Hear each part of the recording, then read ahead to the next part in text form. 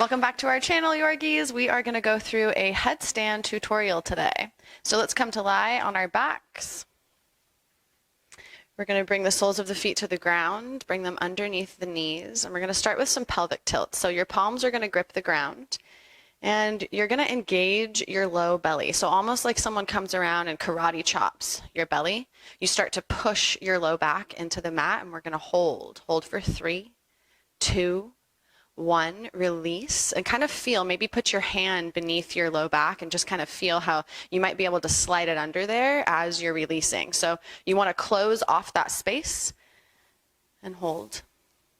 Awesome. Let's release, and we'll try it one more time. Inhale, exhale, hug that low back down, hold.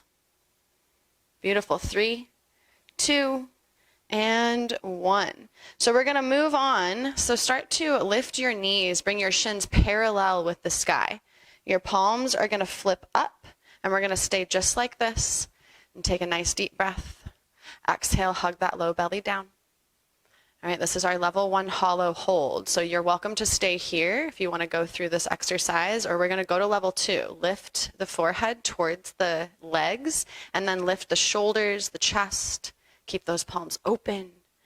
All right, now let's come into level 3. You're going to straighten through the legs and keep the palms, the arms right where they are. Now, last little level is going to be to lift the arms overhead. Hardest one yet. Deep breath in. And on your exhale, let's hug the knees into the chest. Just go ahead and rock from side to side.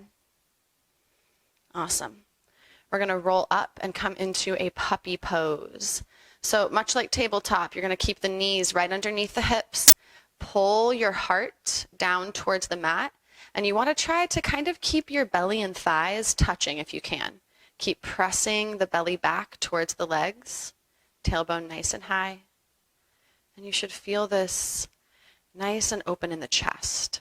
All right, Val's able to put her chin on the ground. Sometimes most people can only do their forehead, so it's okay if the forehead's what's coming down here. Let's take a nice big inhale. And as you exhale, let's find a seat on the heels here. We're just going to come to sit down, and then we're going to grip our elbows. So go ahead and bring the arms overhead, opposite hand to opposite elbow, and just kind of see how that feels. Val, I'm going to have you turn towards the camera. All right, so what we want to do here is set up the correct stance for the arms when we go into a headstand. So this is it, fingertips to elbows. I want you to experience lifting the shoulders up towards the earlobes, and then exhale, pull the shoulders down. Let's do it again. Inhale, lift it up, and exhale, pull it down one more time. Inhale, lift, and exhale, lower. Let's open up the arms, and we're going to come into a dolphin pose. So start to come down onto the forearms. Now let's practice that grip again. Take your fingertips and make sure that they would touch the outsides of both of your elbows. Okay, so get that stance ready. And then you're going to take your hands and either grip down into the mat, or you could interlace fingers if you wanted. So you're going to start to curl the toes under and lift the hips, just like you would for down dog. But we're not going to put our head on the floor quite yet. We're just aiming to get a nice long spine, get the tailbone nice and high. And you might have a little bend in the knees if your hamstrings are kind of tight here. But as long as you've got the elbows, the forearms grounding down into the mat, it's going to be that same action as our puppy pose. You're pressing the armpits back towards the legs.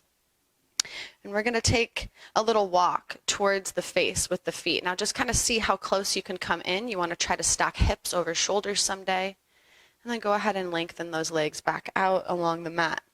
We're going to come on into some dolphin push-ups here. So really ground down into the arms, come forward, and exhale, come back into your dolphin. So we're moving from those shoulders here. Get the shoulders over the elbows. Yep. Let's go about 2 more times, really pressing into those forearms, into the hands. Awesome. One more. We're going to come forward and then send yourself back into a child's pose. So start to bring the knees down, lengthen those arms out, and let's come to sit on our heels again. Reach behind you and interlace your hands. So just take a nice little chest and shoulder stretch. You can rock your hands, your arms from side to side. All right, so we're going to reach forward, come into our headstand pose. Elbows down, make sure you gauge the width of those elbows with the fingertips. Go ahead and interlace. So crown of the head's going to come down, and if you've ever worn a bun in your hair like Val has, you kind of want the hands to cup the area where the bun would go. So push into those forearms, curl the toes under, and let's find that little walk towards the face again. So core engagement, just like someone's karate chopping your belly, you're pulling the knees into the chest. And maybe slowly, 1 foot at a time, you kind of reach the legs towards the sky, lengthen, keep hugging that belly in towards the spine. Awesome job. So we're going to go through some common mistakes that we see happening in this pose. So first one is kind of the crown of the head bearing all of the weight. So instead of someone engaging into those elbows, the forearms, and finding that lift of the shoulders like we did in the beginning of class, they kind of put all the weight on their head, and then your neck starts to kind of get wiggly wobbly. So something else that we see is not engaging in our core. So a flinging up, kind of just like pulling the legs into it instead of going slow and hugging that belly in, pulling the knees into the chest, and then floating one leg at a time up overhead. All right, now finally, falling out of this is completely normal. Sometimes people fall backwards. When I do it, I fall forward and come down onto my belly. So falling is normal. If you want to inch your mat up to like a wall and kind of practice kicking up and against the wall, that might help you out here. All right, guys, we're going to go into this one more time, give you some options with the legs. So you can stay with the knees tucked in towards the chest.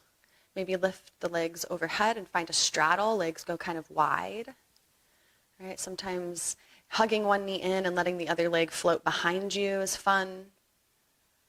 And you can always try an eagle wrap with those legs as well. So maybe go through some drills at home that we just showed you and play with it, have some fun, and get into that headstand. Namaste, yogis.